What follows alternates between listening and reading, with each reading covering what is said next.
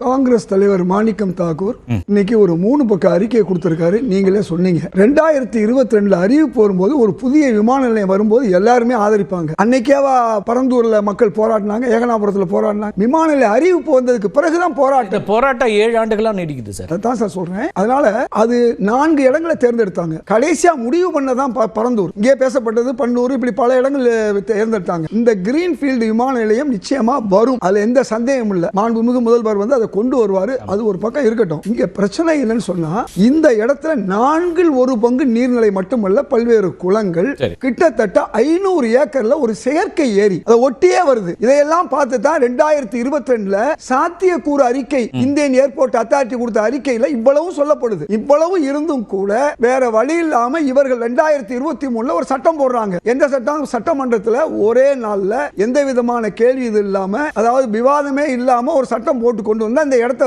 எடுக்கிறாங்க. நான் சொல்றேன் 2023 எதிர்க்கட்சிகள் இன்னைக்கும் அந்த குற்றச்சாட்டை வைக்கிறாங்க. விவாதம் நடத்த முடியாம 110 அறிவிச்சிட்டாங்களேன்னு. அதான் சொல்றேன். இன்னைக்கு இருக்கிற எதிர்க்கட்சி அதான் சொல்றேன் சார், ஆளுங்கட்சி. அப்ப கார்த்திகை சார், உங்களுக்கு தெரியாது ஒண்ணும் இல்ல. நான் என்ன சொல்ல வரேன், என்னமோ இன்னைக்கு நேத்து நடந்ததில்ல. உங்களுக்கு மதுரவாயில் திட்டம், உங்களுக்கு துறைமுக திட்டம் என்ன ஆச்சு?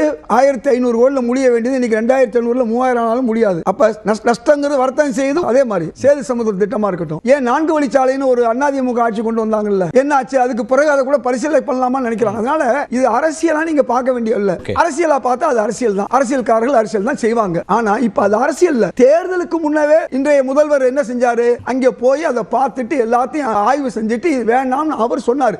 இன்னைக்கு நீ சொல்லி இன்னைக்கு அவர் சொன்னார்னா அவர் உள்ளபடியே வந்து முந்தைய அரசு செஞ்சதை தடுக்கிறாருன்னு சொல்லலாம். நீங்களே சொன்ன மாதிரி அதிமுக ஆட்சி என்னென்ன செஞ்சுச்சோ அதை அப்படியே செய்யறாரு. 2வது எடப்பாடியார் தலைமையில் உள்ள அதிமுக ஆட்சி ஆடு, மடிக்கணினி, அம்மா உணவு, இது போன்ற விஷயங்கள் அவங்க செய்யல. தாலிக்கு தங்கம்லாம் செய்யல. அதை இந்த அரசு செய்யுது. எந்த அரசு? அதிமுகன்னு பார்க்கல, திமுக அரசு செஞ்ச அனைத்தையும் செய்யுது. அதை இன்னும் ஒரு திட்டத்தை எக்ஸ்டெண்ட் பண்ணுது. அதனால அந்த மாதிரி மாண்புமிகு முதல்வருக்கு எந்த விதமான மனமாச்சரியங்கிறது இல்ல. இந்த அரசு செஞ்சு அந்த செஞ்சிருச்சு இல்ல. எது நல்லதோ அதை செய்யணும் விரும்புறாரு. ஆனா பரந்தூர் திட்டத்தில் அவர் எதிராக இருக்கார். 4 திட்டங்கள் ஏற்கனவே இருக்கு. அவர் எல்லா வழக்கம் தெரிஞ்சவர் தான். அதனால நான் அதுக்கு முன்னால நான் வந்து உங்களுக்கு உலகத்துல பல நாடுகள்ல வந்து கடலை ஒட்டி இருக்கும், ஹாங்காங் உட்பட எல்லாம் போனா தெரியும். இதே நம்முடைய விமான நிலையம் 1983 84 எப்படி இருந்துச்சு? ஒரு பார்க்கிறதுக்கே சகிக்க முடியாத ஒரு ஏர்போர்ட் இருந்துச்சு. அந்த ஒரு குண்டு வெடிப்பு நடந்துச்சு. அந்த முந்தின நாள் தான் நான் வந்து சிங்கப்பூர்ல இருந்து குடும்பத்தோட இங்க வர வேண்டியவன், எங்களை 4 நாள் அங்கே தங்க வச்சுட்டாங்க. அப்புறம் தான் வந்தேன். அன்னைக்கு உள்ள ஏர்போர்ட் இன்னைக்கு உள்ள பிரம்மாண்ட ஏர்போர்ட் பாருங்க. நாளுக்கு நாள் வளர்ச்சி வந்துகிட்டு தான். இன்னைக்கு விமானத்துக்கு போறவங்களுக்கு பிரச்சனைகள் இருக்கா? கார்கோல எதுவும் பிரச்சனை இருக்கா?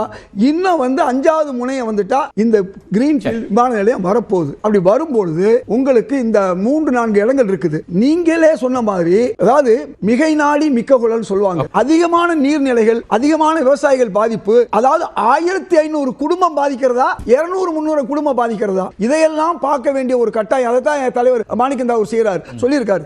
அப்ப அது மட்டுமல்ல, இன்னைக்கு ஈரநில என்ஓசி வாங்க எல்லாம் இங்க கூட சொல்லப்பட்டது. சுத்தி நிறைய லேண்ட் வாங்கிட்டாங்க வடநாட்டுக்காரர். அதுதான் உண்மை. இங்க பிரச்சனை எங்க நடக்குதுன்னு சொன்னா, பரந்தூர் வந்தா ஒரு சில முதலாளிகள் பயன்பெறுவார்கள். அவர்கள் வந்து எக்கச்சக்கமான இடங்களை வாங்கி போட்டிருக்காங்க. அவர்கள் பூரா இதை ஆதரிக்க செய்வாங்க. ஆனா பிரச்சனை 62 கிலோமீட்டரா 27 கிலோமீட்டரா? இன்னைக்கு நம்ம ஒரு 12 கிலோமீட்டர் நாங்க மத்தியில இருந்து போயிடுறோம். 27 கிலோமீட்டர் பன்னூர் பெருசா? அது பெருசா?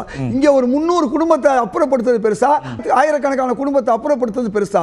இவ்வளவு சீர்தூக்கி பார்க்கிற ஒரு வேலையை செய்யாம ஒரு அரசு செய்யாது.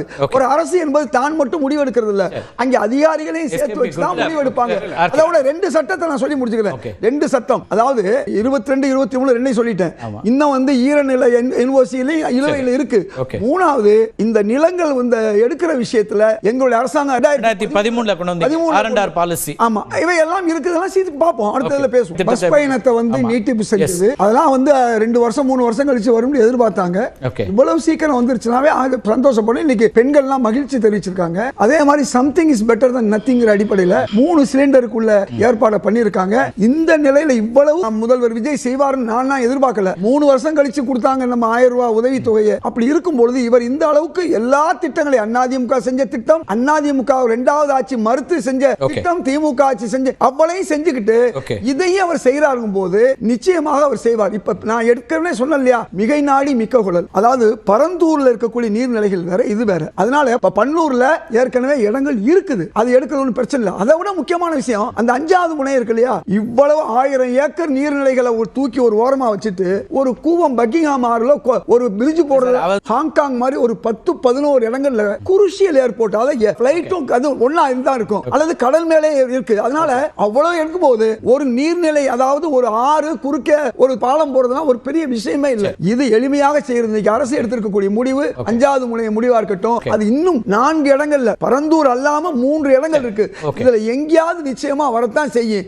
இந்த கேள்வியை உங்க மூலமா எப்படி சட்டமன்றத்தில் கேட்கிற மாதிரி நான் அவர்கிட்ட கேட்கிறேன். 25 வருஷமா மாண்புமிகு முதல்வர் விஜய் அரசு இருந்தாரா? தாவேகா கட்சி ஆட்சி இருந்துச்சா? யார் ஆட்சி இருந்துச்சு? கொஞ்சம் யோசிச்சு பாருங்க. அதனால 25 வருஷமா இதை இழுத்துட்டு போனவங்க யாரோ, அதை முடிக்க முடியாம தவிச்சவங்க யாரோ, அதுல சுயநலத்துக்காண்டி சுத்தி இடம் வாங்கிட்டு இந்த பரந்தூர் தான் வேணும்னு சொல்றவங்க யாரோ, இவர்கள் எல்லாம் வேற. நான் மீண்டும் சொல்றேன், இந்த ஒரு பரந்தூர்ல இவ்வளவு பிரச்சனைகள் இருக்குது, மற்ற இடங்கள்ல இவ்வளவு பிரச்சனை இல்ல.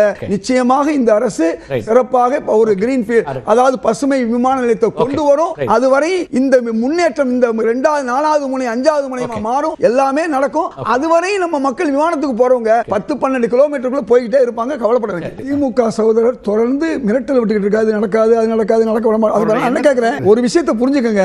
முதல்வர் விஜய்க்கு கூட ஒருதான் பிரச்சனை, நடிகர்னு பிரச்சனை. எம்ஜிஆருக்கு மலையாளின்னு ஒரு பிரச்சனையும் கொண்டு வந்தாங்க, அதையும் சாதிச்சாரு. இவர்கள் நிச்சயமாக நீங்க சொல்லக்கூடிய எல்லா விஷயத்தையும் சாதிப்பார்கள். ஏன்னா தொடர்ந்து அவர்கள் சாதித்துக் கொண்டு இருக்கிறார்கள். இந்த ஆட்சி வந்த போது மின்சார பிரச்சனையை உருவாக்குனாங்க இல்லையா, அதையும் இந்த அரசு சமாளித்தது.